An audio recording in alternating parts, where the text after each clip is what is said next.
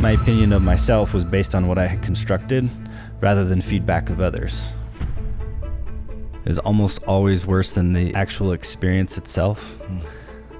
And there was 3 or 4 really uncomfortable conversations that stood between me and a completely different life. Most people don't discover their life's work until much later. Today's guest knew at 13. Cameron Brown is the founder and head trainer of Evolution Fitness. Since 2006, Cameron has coached over 4,000 clients, from people taking their very first steps toward better health to elite athletes, building a system focused on real, lasting change. Through support, not pressure.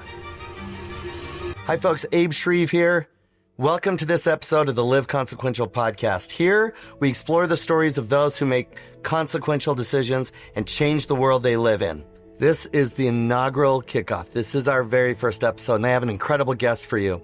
Along the way, you're going to watch me build and construct this watch, and we're going to give it to our guest. It's kind of a thing we're trying right now. Now, in my life, I have spent the lion's share of my adult life as a pretty dedicated rock climber. I've climbed El Capitan in Yosemite lots of times, and it takes a lot to get to that point. I'm a serial entrepreneur. At this point in my life, I've done over 13,000 one-on-one coaching sessions with business owners of all kinds.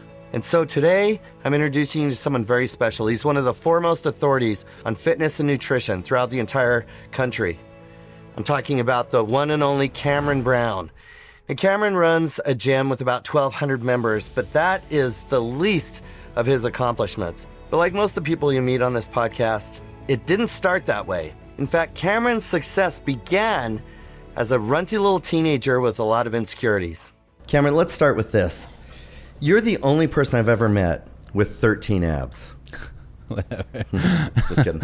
Well, no, we're really excited to have you here. I want to go back. I remember I was referred to you by someone who's been on the show, Mike Ostermiller. Mm-hmm. You also worked with a mentor to both of us, Brad Wilson. Mm-hmm.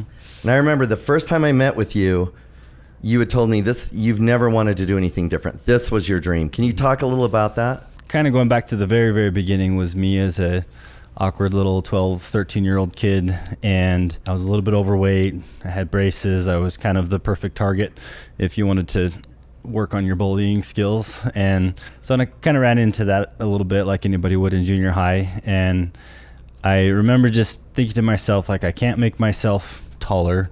I can't make myself more wealthy. That a lot of these kids are, the thing that makes them cool and stand out is they've got all these nice things. And so I'm just going to go to work on myself.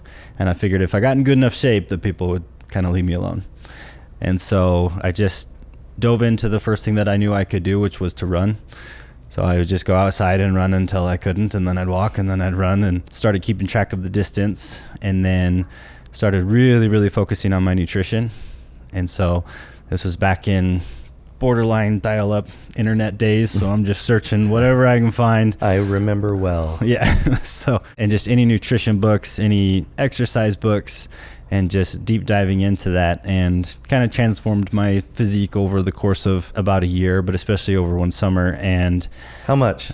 So there weren't a lot of measurements of it for that, but basically went from having rolls to having abs and vascularity and all of that. So I went from bench pressing 80 pounds to 230 pounds over the course of a year.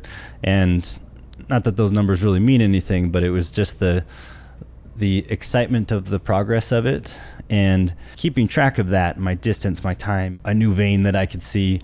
All of that was how it impacted me more psychologically, was as transformative as what was going on physically. Because now my opinion of myself was based on what I had constructed rather than feedback of others. I just remember coming back to school, 9th grade, and I'm thinking it's going to be like I'm walking down the hall in slow motion, and the student body officers are high-fiving me, and girls are lining up with their phone number. And no, it was the same as any other year. And the kids that were jerks were still jerks. It just didn't affect me anymore. And so I had crafted this own identity for myself. And it was in that transformation phase where I decided this is what I want to do for the rest of my life, is to take people who are in the situation that I was in, just unhappy, unhealthy, unsure of themselves, and that they could come to a place where, whether it's their first day ever stepping foot into a gym or meeting a trainer, or they've been doing this for 20 years, that they could feel equally comfortable and find a way to psychologically and emotionally transform on an identity level. And that the cool side effect to that would be the numbers we would build into their nutrition and exercise, which would transform their body. And so then it became something that they do what they do because it's who they are, not as just means to an end. Yeah. Cameron learned that he loved learning, and he was obsessed with learning every single thing he could about the human body and how to optimize its functions. And ultimately, this means that while he was learning and really gaining ground in what would later serve as his professional knowledge base, he wasn't doing well in school. He said that he came home from a mission, got his certification, and married his wife, Jackie. By the way, Jackie is a freaking rock star. You're going to get to know her well in this podcast. Married her. He said, I had to do it quick before she figured things out and changed her mind. I really feel that. If you've met my wife, you know I outpunted my coverage. But not every sacrifice that you're going to hear about was made only by Cameron. There was a beautiful wife right behind the scenes that was living it all and was a huge support. It's kind of funny because I have an obsession with education and with constant acquisition of knowledge. I'm extremely curious. I want to know how things work, why they work. I will question everything that I hear that's a claim and want to know the source of it and the research that went into it. So I love learning. But I had terrible grades in high school. And the reason for that was that if it didn't pertain to exercise or nutrition or physiology, I felt like it was a waste of my time. So I would still be at home studying multiple hours a day. It just wasn't art or English or whatever it was. So I would actually miss a lot of school because I would either go to the gym or sometimes I would just sleep in. So by the time I got to my senior year, I had 32 U's and 5 F's to make up. The way Did that you say 32 U's? That were That's all got to just, be a record of all some just kind. from attendance, and so, or lack of attendance. And so, one of the ways that you could make them up was by doing community service. I believe the number is 32 at a local business. So the place I chose was Gold's Gym. That was where I was going to be anyway. And so you could go and clean equipment and then they would write off use for you. And so between my time spent there exercising and the staff that I got to know, it was kind of built some relationships that were there. After I graduated from high school, I went and worked at a scout camp for a couple months out on Catalina Island, teaching personal fitness. And then I came home and got my first accredited certification through the ISSA. So suddenly, Cameron is working with a whole bunch of clients. He said it was the most rewarding thing that he's ever done. It was scary, messed up some, but he said not to the point where people got injured. Loved it. He left for 2 years, served in missions for his church. When he got home, he was approached to come and do some more personal training, which he did. He got his first certification, and he married his wife. And he goes in to that season where all champions seem to be forged. About another year after that, I was 23, that we saved up all our pennies for that during that time. Our house didn't have air conditioning. My car didn't have air conditioning.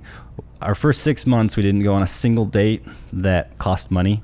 And I remember the first time we did, we went to this little restaurant. I remember it was like $12. And I was like, I cannot believe I'm spending this. We were putting everything towards saving up for this business. And I found a gym that went out of business up in Logan. So we just went up there, bought all the equipment, and then rented a little warehouse space that also didn't have air conditioning. And that was kind of the birthplace of Evolution Personal Training. So it was just me and whatever group of clients that I had at that point. It was hot in the summer and it was very cold in the winter, but I couldn't have been more excited. And Jackie was behind me 100%. That's from day one. That's what she's always been, is just, oh, this is what you're doing? Okay, cool. That's life now. It was a little bit into it that I was like, I don't think it makes sense for us to be continuing to pay for you to go to college. So I think you probably should take a break. Maybe need to be done. And she was like 3.5 years into it. And she was like, okay. So just all in on the business. And over the course of 6 years, I went from about 20 clients to 492. And we had about 10 other coaches working there, and it was just bursting at the seams. I have a Jackie story. Oh, you do? Mm-hmm. This is the moment that I realized, they got something special.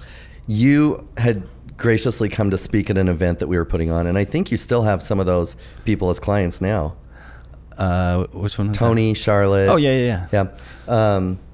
And Jackie, and I was sitting in the back, and Jackie was in the back, and you were up speaking, and I leaned over to say something. She didn't shush me, but she was so hanging on your experience and every word, and I could just see the pride that she was kind of like, she just kind of looked at me like, and then right back to you, and I just thought it was awesome, because had I been speaking and Teresa was back there and you turned to talk to her, she would have had a full conversation with you.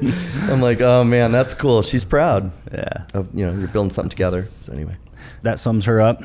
She's all in 100% on anything that we've done. The point where we're at, where the gym was super packed, the next step was expanding locations. Our overhead at that point was like $2,000 a month. It was, I think, $1,200 for rent. We had some utilities. And what was the business bringing in a month? Back then, probably, it would have been about 10 grand a month. Okay. And sometimes we get up to 12, 14, somewhere in there. Yeah, but I mean, if it's 10, like you're 80% profitability. Yeah. So margins were awesome. It was old and dirty and dusty, but that was kind of the special part about it, is that if you walked in there and knew nothing about it, you'd be like, this business is probably not doing great. Extension cables running everywhere. I mean, it's like a code inspector's worst nightmare. They probably would have gone in there and thrown up.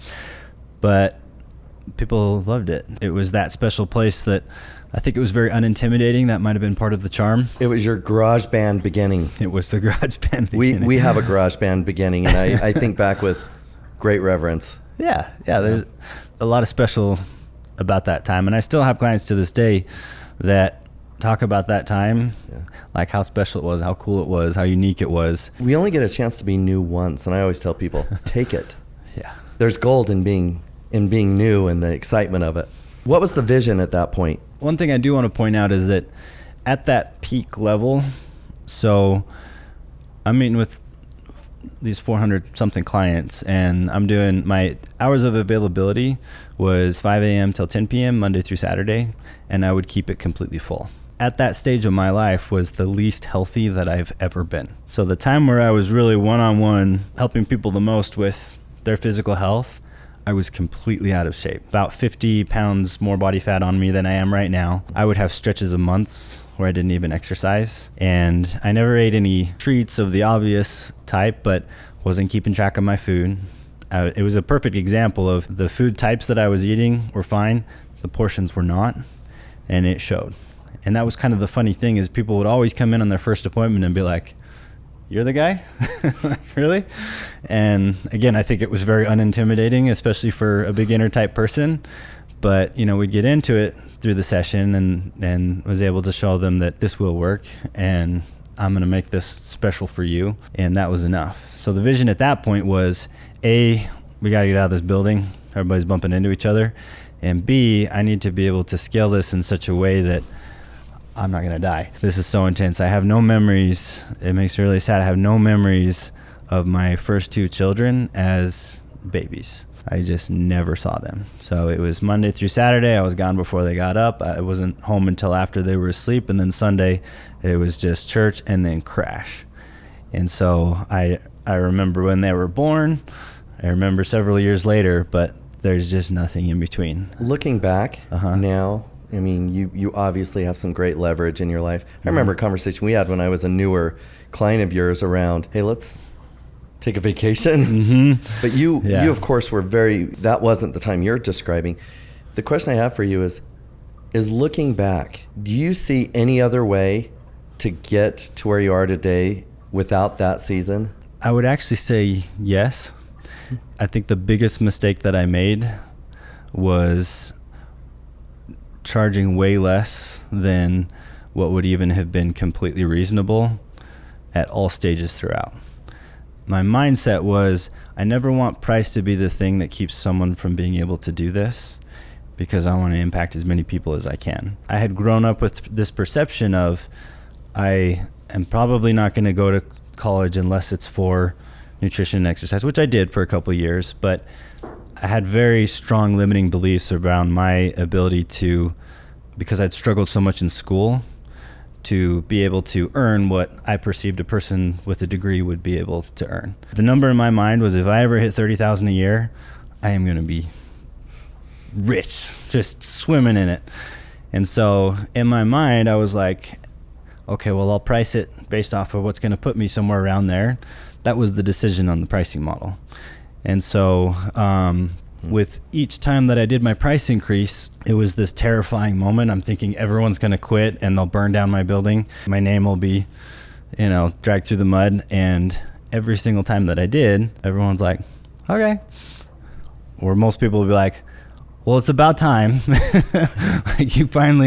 Like you really should have done this a long time ago. And so I think the hours that I had to put in, if I had really understood how pricing needs to work earlier on, it could have been a small enough amount that it would have been manageable. I would have not had to sacrifice as much. I think the phase of the mindset that I had needed to happen the way that it did. The mindset that was, I will do whatever it takes. Yeah. And so no matter how tired, how unhealthy, how whatever that I am, if I have an opportunity, someone wants to work with me, the answer is always yes. So that part of it, yes. But the other part of it, going back, I would have done my pricing very, very differently. So I want to offer a perspective. I believe very much that you are who you are today because of the journey. Mm-hmm. You'd probably say the same of, as people are getting fit and in shape, mm-hmm. they're changing who they are. Mm-hmm. I don't think you can know what you need to know if you don't have that season. Yeah. What's beautiful about your story is that you weren't the only one that made that sacrifice, mm-hmm. but you guys knew that you were building something important. Mm-hmm. Here's what I think is cool about your story, and I want you to push back if you think that I'm off here. Mm-hmm. There are a lot of people, Cameron, you've seen them, and we've seen them in our coaching practice, and I know what the price increase is like. Mm-hmm. When you were saying that, I'm like, oh, I've done that. I'm just going to liquidate my whole coaching schedule. There are those that have the realizations and never step forward. Mm-hmm.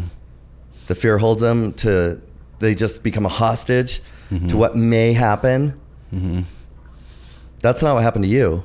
Yeah. You stepped forward. So I didn't take a day off for, I want to say it was 13 years. Oh my gosh, I would work every holiday. Wish we'd met every sooner. Saturday. What's that? Wish we'd met sooner. And the only day I would ever take off was Christmas, and that's just because nobody would meet me then. And so my philosophy was, if I'm awake, I should be coaching. Like I should be in sessions with people. And the idea of a day off, A, sounded just terrifying to not be working, but B, it was like, where am I going to put these people? I'm not just going to cancel on them. I would reschedule them. But there's no hours left unless they want to come at 2:00 in the morning. And so in my mind, it was not even an option to ever cancel on anyone. There had a little health problem with my blood. So a normal hematocrit level, that's just the percentage of your blood that is red blood cells, basically. For men, it should be in the 45 to 55% range. And we had noticed over time I had become very, very pale. I'd go up a flight of stairs and my heart rate would get to super high numbers, like over 200. I'm just thinking, wow, I'm wildly out of shape, but this seems excessive. Jackie forced me to go to the Instacare, and they checked my blood, and my hematocrit was at 14. And your hemoglobin, which is just iron in your blood, a good number would be 15, 16, 17, and mine was at 4. So basically he told me, okay, we need to get you to the hospital right now. Are you at risk of a heart attack? What is At that point, probably not a heart attack. There just can be damage to tissue if you don't have sufficient oxygen delivery. And so this impacts all kinds of different organ systems. But he told me if I went another day further at the pace that I appeared to be losing it, I could go into a coma or I could die. And so I was like, okay, that's great, but I got an appointment in 2 hours, so I'm gonna head back, and then after this we'll talk about it. And he's like, no, you're going to the ICU right now. And so intensive care. And so they hooked me up to bags of blood in both arms. They put 5 bags into me, and that got me to about 50% of what would be normal. And it forced me to take 5 days off, and it was the best sleep I ever got. And it was amazing. It was like Super Mario eating a mushroom, like with each bag of blood they put in. I was like, oh, that's nice. Is this how everyone feels? It feels all the time. And so it was kind of comforting knowing there was something that wrong with me. for me to be as tired and winded as I was, but I'm still doing these 80, 90 hour weeks. It doesn't matter. It was just hard or easy isn't part of the decision. There's just what I want and what it will take to get there. And so I will just continue to work. I think that was a bit of a rude awakening, just realizing, A, this business is almost completely dependent on me. I had a few other coaches there. And the B of just like, okay, I'm 27, 20, how old was I? 26 at that point. And being like, okay, what about 20 years from now? You know, if something doesn't change, am I going to be like this the rest of my life? And in my mind, I'm going, that's fine. I'll do whatever it takes. But there was some greater realization of my mortality at that point. Yeah. And being like, okay, something's got to change here. Part of that was through pricing, but you still only have so many hours. And so I was like, okay, well, we'll expand, and my focus is now going to be on leveraging this work through bringing on more coaches and building the business that way. I had someone approach me that was a businessman in his 60s. He was retired, kind of bored, wanted a project kind of thing. And so he had found a gym that went out of business, said, hey, I'll go negotiate with the bank. They were only open for like 2 years. There's a bunch of debt left on this equipment. He just walked away from it. This place is almost brand new. We could partner up, and I'll pay for everything to get us started, and we'll set this up as a partnership, and then you just bring what you've got, bring your people. And so we moved from our little, it was like 1750 square foot dusty old garage to this now state-of-the-art sparkling 10,000 square foot facility that we could have a gym membership component to it and all this more space for new coaches. My overhead pretty much overnight went from about $2,000 a month to about $60,000 a month, $50,000 a month. Yeah. It was very, very... Along with your heart rate. It's like, now my health's doing great. But it was just like, hey, we got to make it work. And I have a question on that. I know very little about this partnership, but I do know just a touch. Mm-hmm. This person obviously believed in you. Was there some understanding that this is going to take a minute, or was there an expectation of, all right, you got to start covering all the debt immediately? What? He was amazing. Honestly, really, really good man, a great mentor, and very patient. I think in my mind, I thought, well, this is obviously just going to explode and it'll be wonderful. And in his mind, he thought, 5 years from now, if we're starting to break even, this would be great. Yeah. He's very seasoned in business. Very seasoned, very patient, and just a visionary type man. Yeah. So through that first little bit, he made this incredible guarantee to me. He said, you will not make below a certain amount, even if I have to pay it to you out of pocket. And he was 100% true to his word there. So our first couple of years, there was not a positive number in the balance sheet.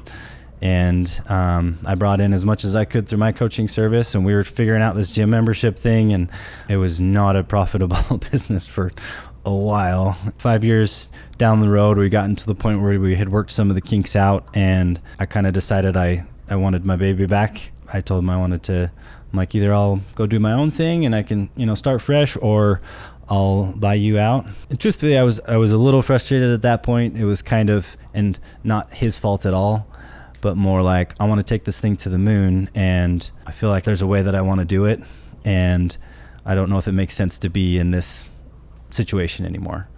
And right or wrong, that was the feeling. And it was one of those things where you're like, you prepare yourself to go to war.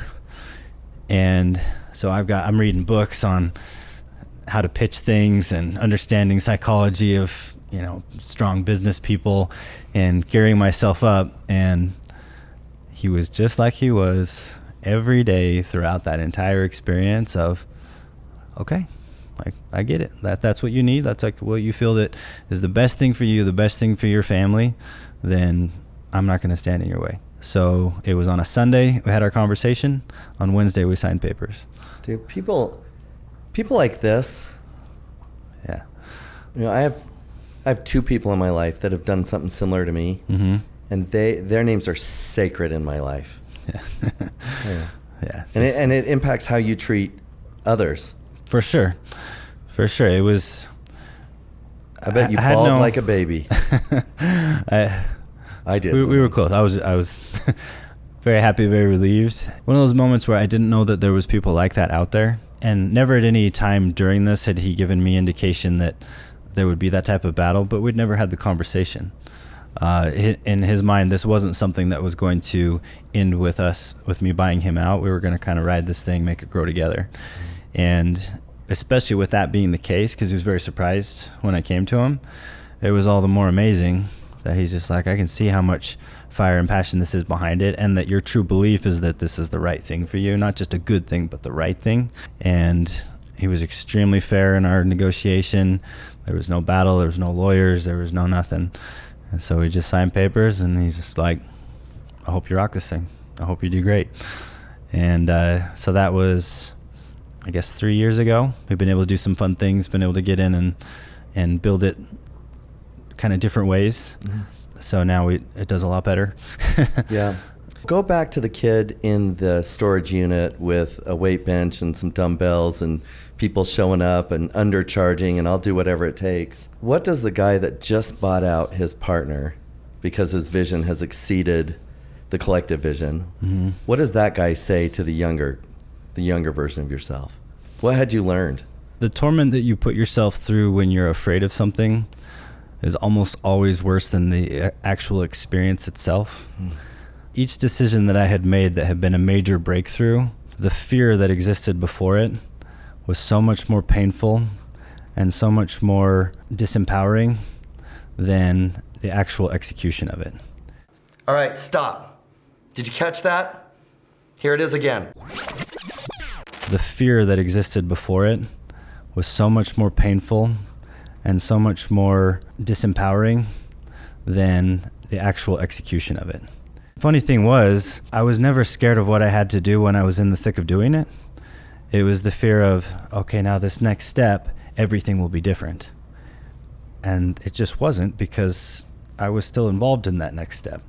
So the mindset of I'll do whatever it takes, it just came then. And there was 3 or 4 really uncomfortable conversations that stood between me and a completely different life. And I think that's the advice I would give myself is make those decisions earlier and be more directed by what you want than what you fear, because even if it doesn't turn out how you want to, you then know what doesn't work and you're that much further along for it. Which is sometimes more important. It's more important to figure out what doesn't work than it is to... Absolutely. It's the only way to figure out what does. Well, that's the thing.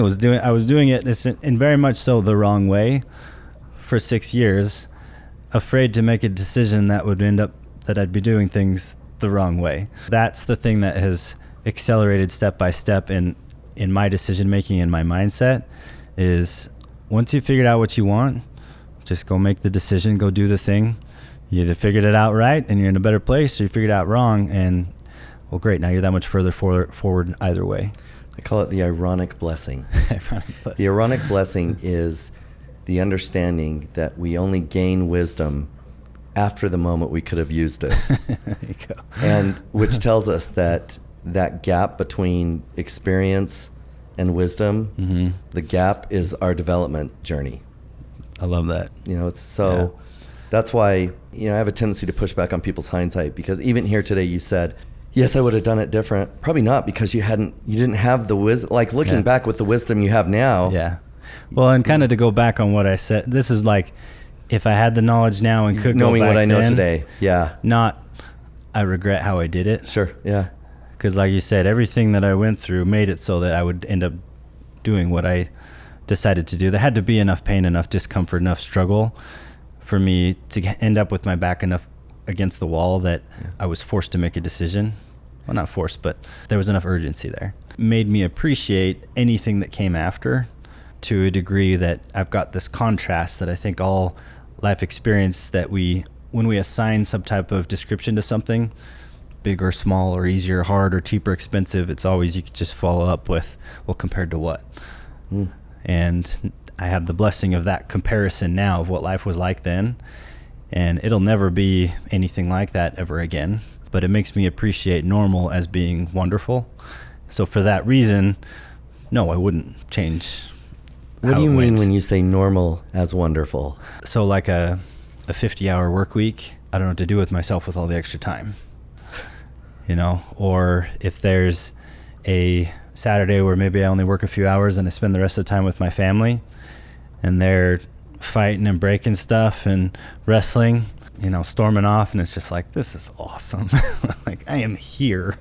Like, isn't this amazing? Like, this normal thing that a lot of people do every day is just so awesome compared to, I'm working, I miss them, this is for them. That was abnormal. But this just regular life stuff. I saw on Facebook, I've only been there once this year. I actually have been spending very, very little time there. But I was on there, and I saw that you had your daughter at the gym, and that she was working out. It's always been a big deal to me that my kids get a look at what I'm doing and equate the life that we have with Dad's doing that, so we get to do this. I think that they learn from us as models what they're capable of, or what they should grasp onto as excuses. Yeah. And you have this drive. You've referenced it a lot. I would do whatever it takes. Jonathan, I'm pointing to him over there. Jonathan and I met with a mutual friend of ours, Brad Wilson, who's today the CEO of the 2034 Winter Olympic Games. Brad's a special guy. He's awesome. And we were asking him about leadership and attributes, and I asked him, are you competitive? And if you know Brad, you know that he's easy to work with, and he's very empowering to people. And he said something that I've been thinking a ton about, and I want your take because I see it here in your story. He said, Abe, my observation, and the further I get in life and business, the more I see it. My observation is that those that perform at an elite level have a chip of some kind on their shoulder. Yeah. You have a chip. I do. If you don't, you submit. Yeah. To wherever you are. And I think the birthplace of that was in school, being the kid that got bullied, and that feeling that for a time there I had something to prove. The thing that bothered me most when I was in high school was that we weren't a particularly wealthy family, but we went to a school where there was a lot of that. The kids that had the most respect, the most praise, the most friends, all of the glory, it seemed like what was most special about them had nothing to do with them, that it was something that their parents bought the car, they were the cool house to hang out at because they had the home theater and the pool and everything, and felt like the thing that makes them so special, they didn't acquire that, they didn't build it. And then looking back, these are gross, jealous, envious thoughts, but that was the feeling, was to be able to create something that's special within myself and for others that will stand as the evidence that I could start with basically nothing and be able to build something up. And that if people were going to look at me like they looked at them, it wasn't going to be because of something that was handed to me.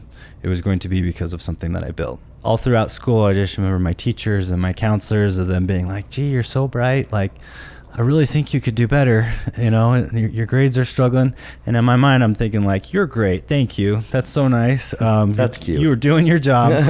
It's genuinely because I don't care. So, I love that so much.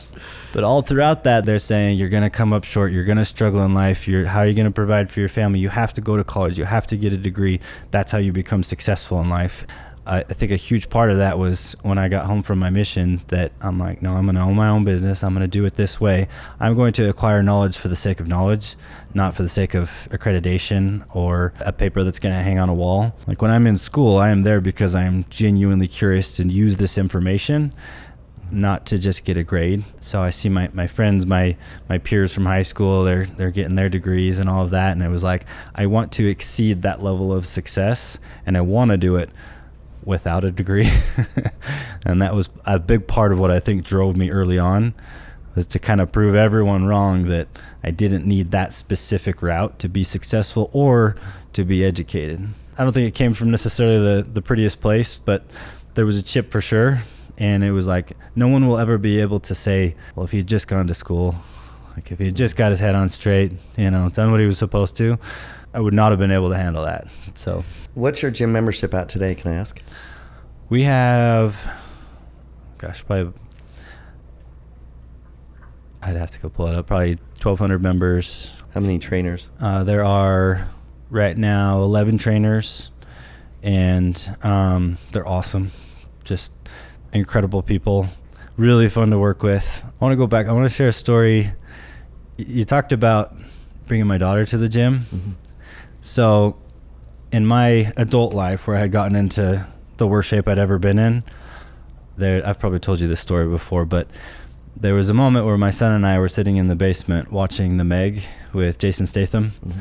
And there's a scene in it where, as is probably built into his contract for every movie he's in, he's got his shirt off, abs are busting out, he's super muscular, super fit, and I'm looking over at my son and he's like inspired by this. So I paused it and I was like, hey Cole, who looks better, daddy or that guy? And he looks at him and then he looks back at me. And I remember he goes to whisper in my ear and I'm thinking, why is he whispering? There's no one else in the house right now. Like, this is probably not going to be a fun sentence to hear. And he goes, is it okay if I say he looks cooler, but you're probably stronger? What, how old was he? He was 5. Wow, that's a smart 5-year-old. But in that moment, I was just like, in my head, no, that's not okay. Dad's going to look cool. Dad's going to be the coolest thing that you've ever seen. Like, you just wait. Because I knew I had every tool and resource available to me to be able to do that, and it had not been a priority.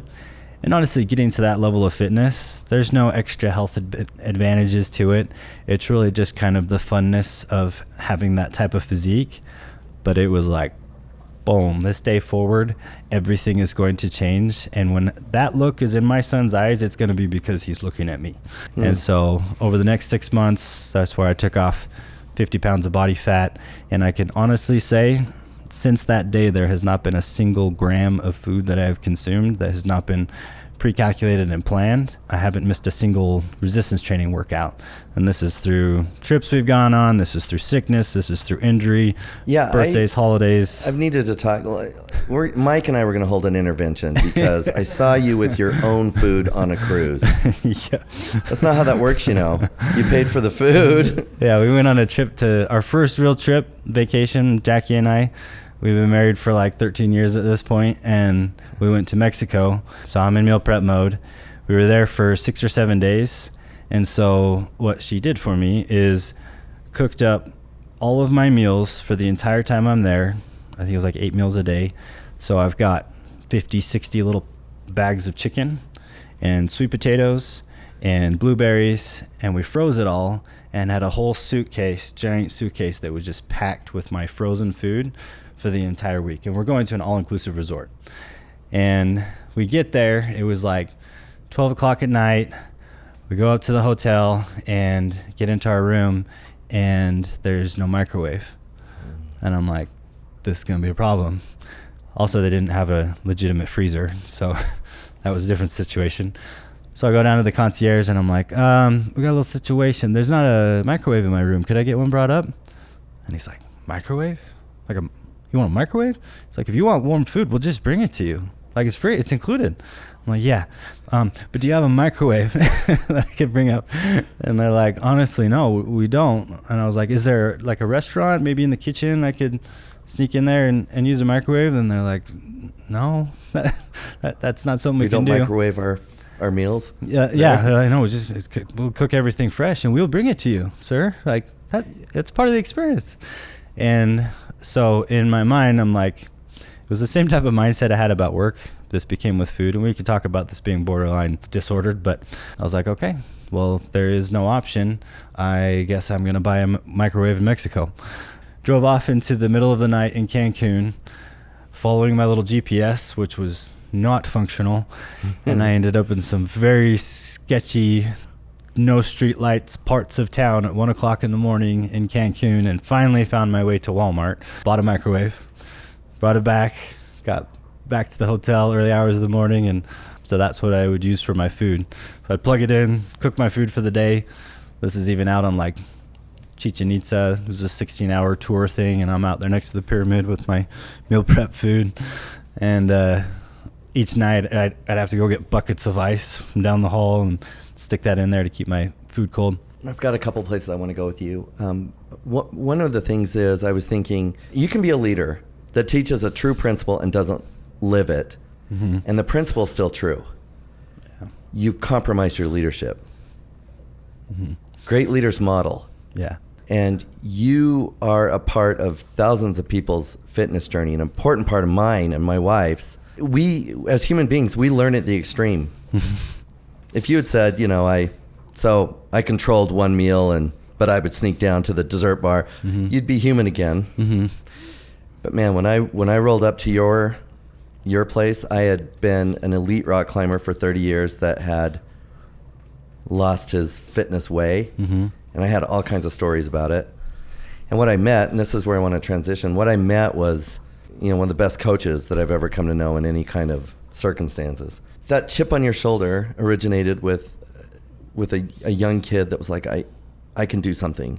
I'm going to change it. Transformed into, the kids that get the accolades were handed this and they didn't earn that. Which you probably couldn't have known at that age, but that never lasts. At some point, everybody has to earn their own way. Yeah. And a lot of those kids get lost. I know a little something about you have high longevity among your staff.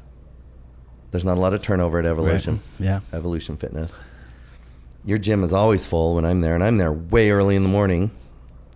I show up once a month to get measured. I don't want to put words in your mouth. I'm just curious. Is there a correlation between... I've always felt like the great coaches will take a stand for a person when they don't have it in them to take a stand for themselves. I feel you do that. Does that correlate back to your personal story and wanting to ensure people don't experience maybe some of what you felt early on? Or Yeah, I think it does. And the extremism of what that trip was an example of, it was not, if I don't do this, I'm going to gain 50 pounds and lose everything. It was, I want to prove that once you have set your sights on your outcome, that you can get there no matter what.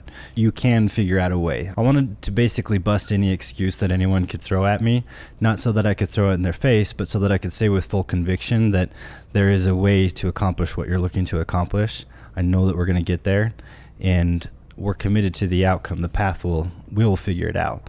And so for the person that comes in that has lost their way, or they've struggled, or they're ashamed, I spend a lot of my time defending people from themselves, a lot more time than I do harping on people. I think that's the difference in the experience that people expect versus what really goes on in our offices. I'm not there to judge them. I'm not there to make them feel horrible.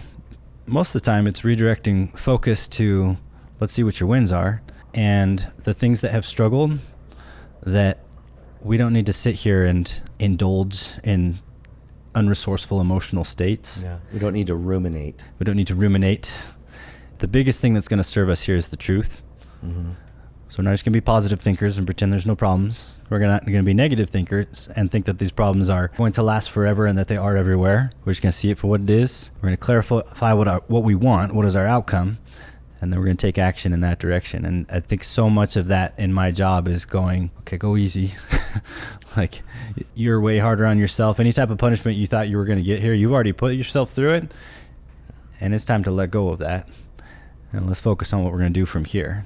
And I think there's this spectrum that I always refer to in my coaching, is that on one end you've got discipline, and on the other end you've got intelligence. And that there is right now a very strong culture around the concept of discipline, that is all you need, and that is the most important thing. And I am definitely a fan of the concept of discipline. And the truth is, if you have enough of it, you can get yourself to do anything, but it doesn't mean you're going to be happy. Yeah.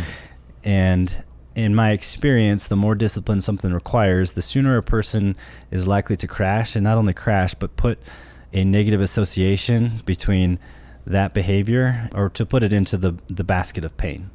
Getting in shape is hard, it's painful, it sucks, this awful thing. So in order to be in shape, in order to be healthy, I have to be hungry, suffering, starving, tired. So again, I think there's something to be said for discipline, that you could push yourself through that and just do that. But if there's an easier way that achieves the same end, life's going to require going to put enough things in your path that will require discipline and can't be made easier. Let's save it up for that. And one of my favorite quotes from the movie The Avengers is Captain America and Iron Man are fighting, and Captain America says, "So take off that suit of armor, and what are you?" And Tony Stark says, well, billionaire, playboy, philanthropist, genius. And Captain America's like, well, I've known guys with none of that are worth 10 of you. The kind of guy that'll lay down on the wire so the next guy can crawl over. And it's Tony Stark's answer to that is one of the biggest philosophies or cores of our program. And he says, I think I just cut the wire. So it's like you could walk up a hill with glass in your shoes and with enough discipline, push yourself through it and say that going the easy way would make you weak. Yeah. And enough discipline could get you there. But it's going to be really painful. You're going to have a lot of scars. And if the point of it was to climb the hill and get the benefits out of that, you could just take the glass out and do that with regular shoes and still achieve what you were looking to achieve. Yeah. And I think a lot of people think that this needs to be hard, and there's good in that. But I think for sustainable lifestyle change, it's all about creativity and going, how do I make this easier? How do I make it more enjoyable? How do I make it shorter? How do I make it whatever while still producing the outcome that I want? There's a book that was written by a mentor of mine and my former business partner, Gary Keller, called The One Thing. He and Jay Papasan wrote it. It's a great book. I highly recommend it. And one of the things they do in there is they bust all these myths, one of which is the myth of discipline. You gotta have discipline. Everybody needs discipline. And well, it's true that discipline serves a big purpose. Really, you just need enough discipline to build the habit, and then the habit takes it over. It's really an important principle. That's the fun puzzle problem solving experience that leaves me so excited, is that each person, they've got their own little struggles that they go through, and I would rather see that for what it is than judge it and be like, your story is special. Like, your challenges are unique to you. And first, let's fully acknowledge that and realize that, yeah, this stuff's going to be hard. And so how we craft what we're going to do to get you where you want needs to be special just like you are. So each program looks a little bit different because of that. Which is unique in your field, because most people, when they think about personal training, and I actually think what you guys offer is a lot more, like way beyond that. So that'd be a very anemic descriptor. But where most people think about personal training, they think of a 20-something that's like, drink more protein, come in here, and we'll lift weight. I'll help you lift weights. Yeah. Hold your hand, count to 10, and yell at you for having a piece of cake.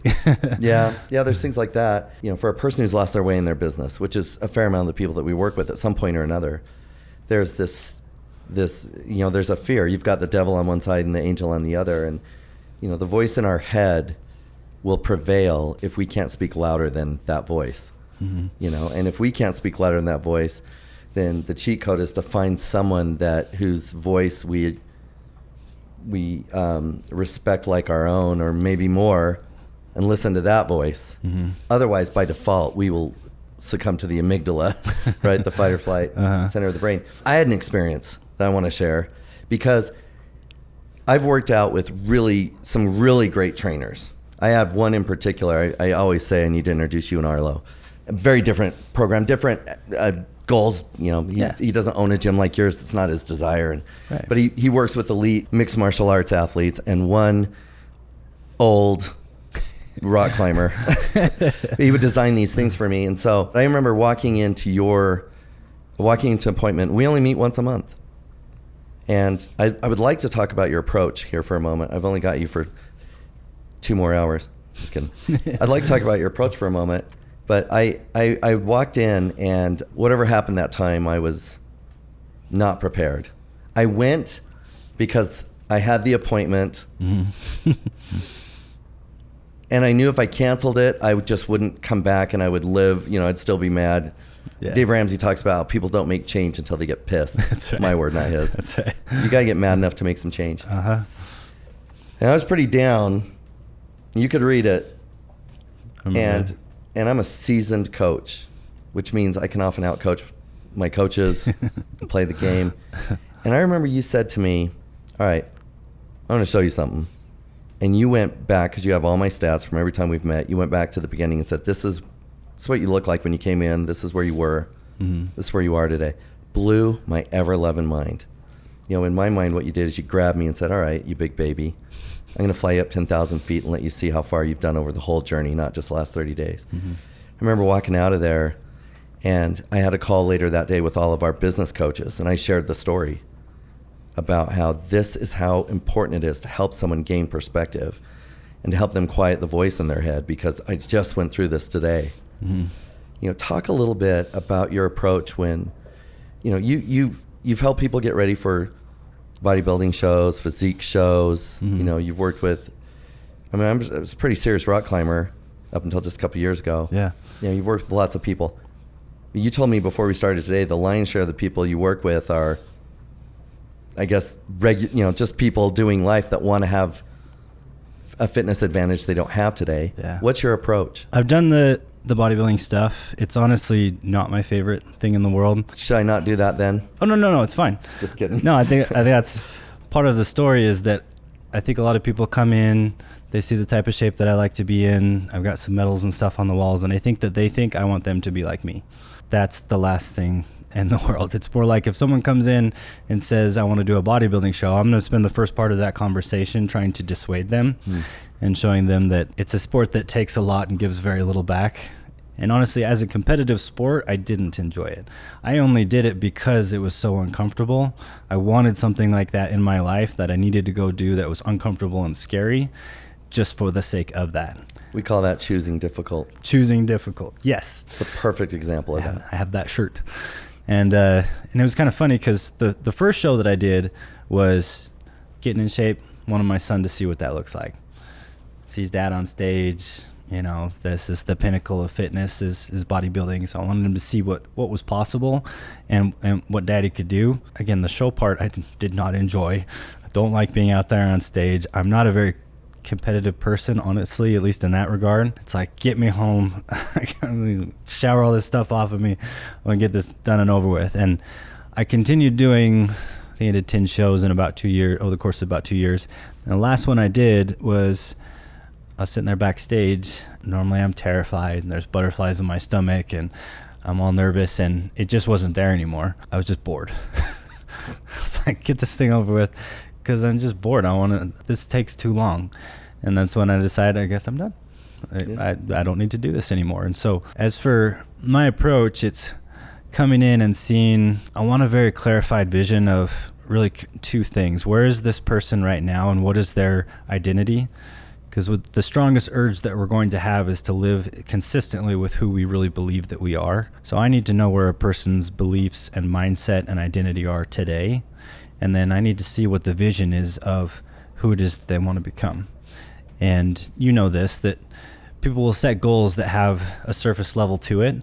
I want to know if somebody wants to lose 50 pounds, because if that's the goal versus running a marathon or being a professional tennis player, I need that for direction. But it's really getting into not just the why behind it, because people talk a lot about the why, but it's the who. And then what are you going to do with that? Who do you want to become, and how are you going to use that to contribute to others in a meaningful way? And my approach is that there's different iterations of this, but Tony Robbins has his teaching about 6 basic human needs. So certainty, uncertainty, significance, love and connection, growth and contribution. And that really true fulfillment comes with growth and contribution. But you can only contribute to the level that you have grown anyway. So I need to see, what does progress look like for this person, and how can we shape this in a way that they build abundance in themselves, and they go, who are the meaningful people, who are the special people in your life that you're going to get to be able to influence and contribute to more fully. And that needs to be there from the beginning. So in that first session, it's an awesome, always emotional conversation. And very little of it has to do with bench press or 6-pack abs. It's, by the end of that, we're having conversations like, my parents were overweight as a kid. They watched me run around in the park by myself. They both have health problems now. They worked for 30 years to sit on the couch and go to doctor's appointments. And I am terrified that that's going to be my life. And so I'm taking control of this today, because I know that my kids are watching me, and they're going to see that. And I want to be the first person, like, this is the generation where that ends. I want to become the type of person that through my physical body sends a message to my kids that I have discipline and control, and that I am going to invest in myself to take care of you. when the conversation started out as my belt's tight, you know? And so that's the real, I would say, approach to it. So I want to get down to the very core, and then we work on the belief systems behind it. And the problem with belief systems is that, and limiting beliefs, is that we believe them. And typically there's evidence for that. And if we're going to get in there and make changes, they have to have three things, I think, really. We need to have desire, we need to have belief, and we need to have consistent action. And if we're missing any one of those, long-term change doesn't really happen. So I need to know what their current desires, beliefs, and actions are, and how that has shaped their current identity. And then we need to be very clear with them of saying, okay, this is who you want to be. Awesome. We can reverse engineer that. And it's going to come down to habits and your mindset. Those people that are currently enjoying what you want to enjoy, they didn't pop out the womb that way. There are things that they do on a daily basis that construct that person. And if you use their recipe, you can bake the same cake. So I would say that's kind of the approach. A mentor and business partner of mine, Gary Keller, wrote a book called The One Thing, and where he talks about the myth of discipline, that you need enough discipline to start to get a habit. And then the habit takes over the discipline. Yeah. You said to me one time, results are great motivators.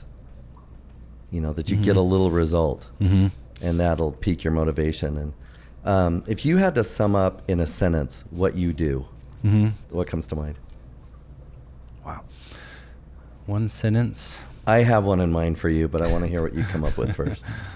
I would say what I do is help people to clarify their vision for themselves and be empowered by the acquisition of the truth of the process that it will take to get there. Very scientific sentence. Right. Mine was much easier. Okay, what do you got? I think you help people live their best life. That. And I think that in the absence of a plan and someone that believes in them and accountability, then we stay in a position of debilitating want.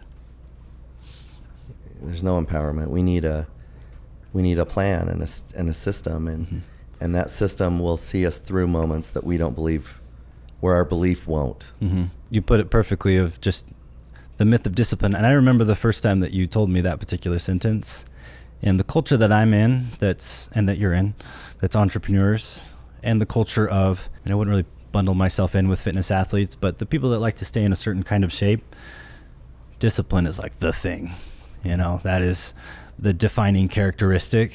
And I think discipline needs to be applied to the degree of, I'm going to be so disciplined about finding a way to make the things that produce results not require very much discipline. I will not give up until I have found the way to make the hard stuff easy.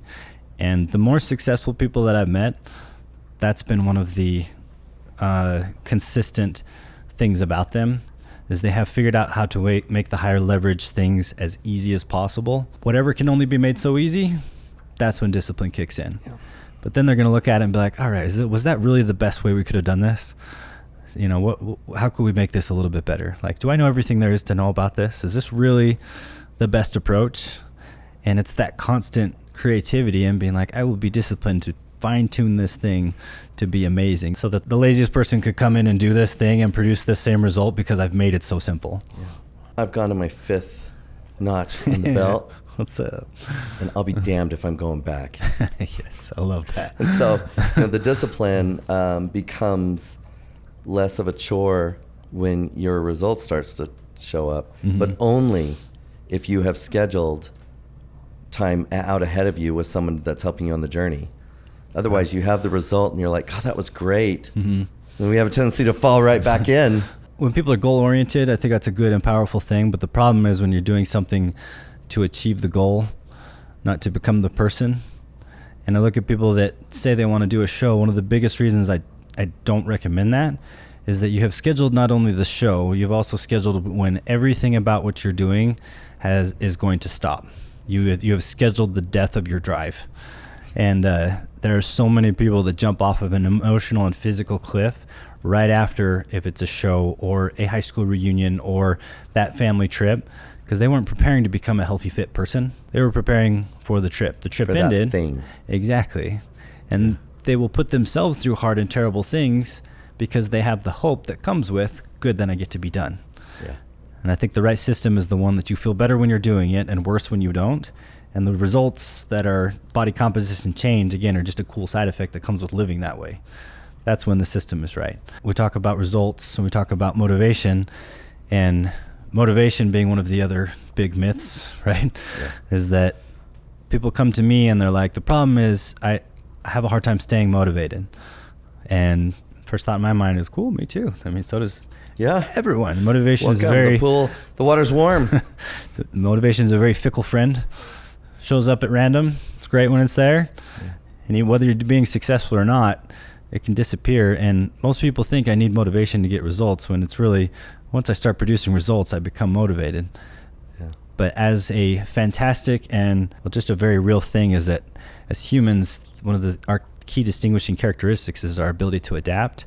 We adapt to hardship, but we also adapt to happiness. And so the thing that was fun and new and special and amazing that we worked so hard for becomes normal. And now the thrill's gone. And this is a fascinating thing that I've seen with hundreds of people that I've worked with, that especially this is in particular clients with obesity, that they can't wait till they get there. They can't wait till they get there. They can't wait till they get there. And every check-in, down another 2.5 pounds of fat, down another 2 inches. And it's so thrilling and it's so fun and so exciting. And we're high-fiving and hugging and leaping for joy, and they're spreading this message to their family, and their kids are inspired. And then they get there, and it's really interesting watching that first year, because all the excitement's gone. Like, the funnest part of this wasn't when you were in your best shape. The most fun part of this was when you had 100 pounds still to go.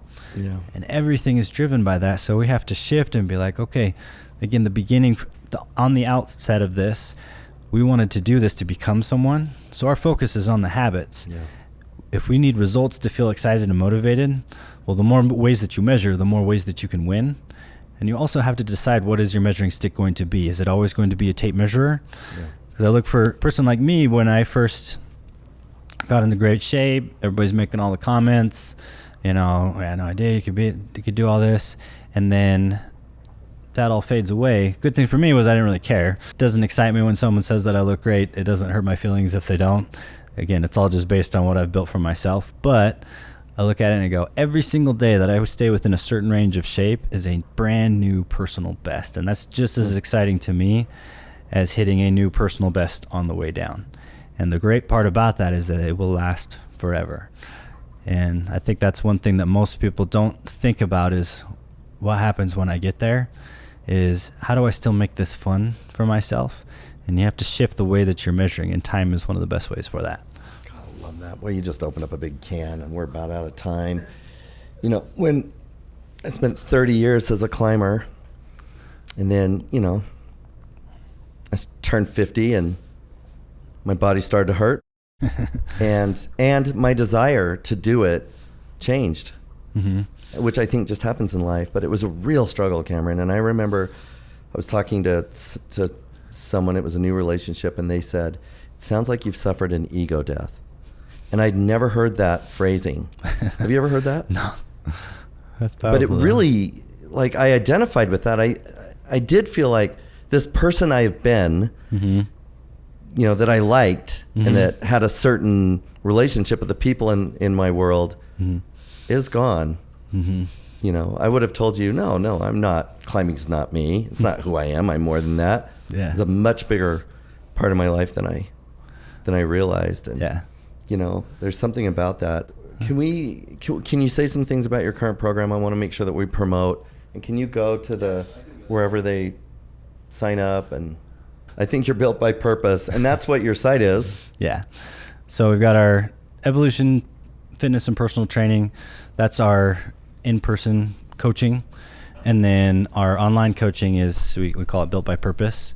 The concept is the same. You're just not obviously doing in-person, face-to-face workouts, things like that. So the best way to contact us would be through Instagram. Built by Purpose is my Instagram. So if somebody wanted to learn about that online coaching side of it, that's where they would reach out, or to evofit.ut is for kind of around here more.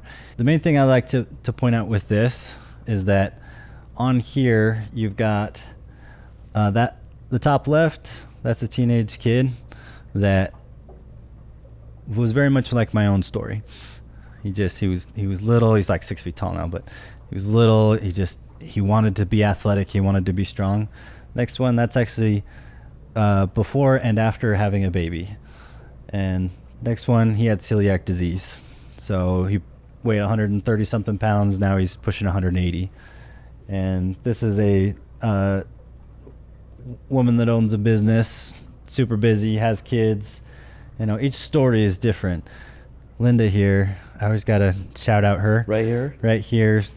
That's amazing. They lost 275 pounds. 275. And the incredible thing about her story, I mean, again, people think that bodybuilders is mostly what I work with. It's really not. It's the people that have emotional and mental struggle that have built up over time, and that has manifested into certain habits. And with Linda, she's lost 100 pounds. But before we met, she lost 100 pounds 17 times. Oh my gosh. So she'd lost it and regained it and lost it and regained it and lost it and regained it. Which is more common than not, that it cycle. Is. Yeah. And emotionally, the toll that kind of cycling must have. And that's what amazed me about her is you do that once or twice. Most people are just going to have a state of learned helplessness, and they're going to go, I know exactly where this ends, so why even start? And she kind of went from extreme diet to extreme diet, seeking out the next one. And I love that she never gave up on herself. So by the time I met her, she was over 60. She'd had major surgery from a car accident she had so she had really bad back pain, but she'd never stepped foot in a gym before. And I was so excited to work with her. I love her. Her personality is so much fun. And it was just like, you know, Linda, everything about this is going to be different than what you've done before. And so she lost 100 pounds again, and then some, and then some, and then some. And now she is in this club that does these big long bike rides. She plays pickleball. She lifts weights. She does all these things. And it's just so fun to see that. And like, that's really, if people ask me that, my favorite, type of client to work with, it's the one that starts out with so much struggle and that really feels like it's not the person that's already made tons of progress before. She's made progress before but gotten stuck. So it's the ones that have these powerful limiting beliefs that, again, are based on the evidence of their life, and that we're able to break those down and set them on a path of living healthily and loving it and having fun with it. That's what makes that really special. So since I started, I've done over 60,000 coaching sessions with clients. This is everyone from professional fitness athletes to clients weighing over 600 pounds to kids to over 90 and kind of everything in between. I've worked with thousands of different clients from within Utah, and also some through the online coaching out of state, England, South Korea, kind of delving into that a little bit more. South Korea. What's that? You just international, you mean? Yeah, so international. One cool statistic is that 6 out of 7 U.S. adults will lose a substantial amount of weight in their adult lifetime. So we don't really have a weight loss problem in the U.S. The problem is that around 90% of them will be back to where they started or worse within 3 years. So we have a keep weight off problem. Yeah. And statistically with my clients, it is an over 90% success rate of not getting back to where they started if they've worked for clients that have stayed with me for at least 3 years. And that's not just me, this is actually our coaches, our team. Mm-hmm. That's the statistics, is that we completely flip it around, is that so much of this information out there, like I'd love to say that I invented the secret weight loss formula, but we just understand the laws of physics and thermodynamics, and we manipulate our movement and intake to play according to those rules, and the body is forced to respond. Built into us as humans is this need to return and report, and having that form of accountability that is constantly built in there is crucial for someone's success. And one of my favorite comparisons for that is Michael Jordan. In the documentary The Last Dance, he talks about, so good, there's this conflict between Jerry Krause, the general manager of the Bulls, and Michael Jordan and Phil Jackson. Jerry Krause is, the way that it's portrayed, I don't know if it's the actual true story, but is that he's this very jealous little guy, and he wants the spotlight, and there's an argument to be made for everything that he constructed in that organization, yeah, sure, all built around them. And Michael Jordan's perspective is, I never seen you once on the court, No, you're not scoring any shots. You're not playing these games. You're not on the road, sleeping in hotels, doing all this hard stuff. Like, it is the players that win championships. So anyway, it comes to a head where Jerry says, this is Phil Jackson's last year of coaching. You know, and they'd won 2 championships in a row, the 5th total. They're in this great season, and he's already said, this is your last season, which doesn't make any sense, right? You're like in the thick of this awesome, consistent success, and Michael Jordan says, well, okay, then this is my last year playing. I will not play basketball for any other coach than Phil Jackson. And this is the best player ever at his peak. And the thing that's going to determine whether he continues to play or not is if he gets to keep his coach. And I think about the clients that I work with and understanding the value of having a good coach. The people that really succeed in life, they get that is one of the most crucial ingredients. And it was the deciding factor for Michael Jordan. And if he still needs a coach at his level, I mean, like, is he learning new things at that point? Maybe a little bit, but he needed that support, that guidance, that systems, and that's he inserted really, it. Yes. He inserted it. In fact, there's another famous Michael Jordan story where he had a shooting coach, if you can believe it. Not to mean his shooting coach. But he paid him, he said, what will it cost you to only work with me? And that's what he paid him. Wow. That's awesome. And I'm with you. I think the best of the best will always insert discomfort to facilitate growth. I think we got some gold here. Good.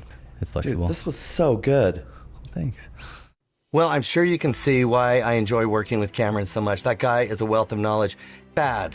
That shows up. I message Cameron and say, is there anything to it? And he'll get back and say, either I couldn't find any peer-reviewed studies or I couldn't find any studies that would substantiate that. He'll often say, this falls into the doesn't hurt but probably doesn't help category. You might want to try it. But he's just the best advisor. I get blood drawn every 6 months. And I always send my labs to Cameron, and he gives me great insight into how my body's working and where I might be deficient, some things I can do. If you don't have someone like that in your life, make it a search. I did. And I started with friends, and luckily they led me to this amazing guy who's a really important part of what we're doing. This is what this podcast is about. It's about bringing you really interesting people that have either faced difficult circumstances or their objectives were so big that they required consequential decisions to get it done. These are the people that will change the world.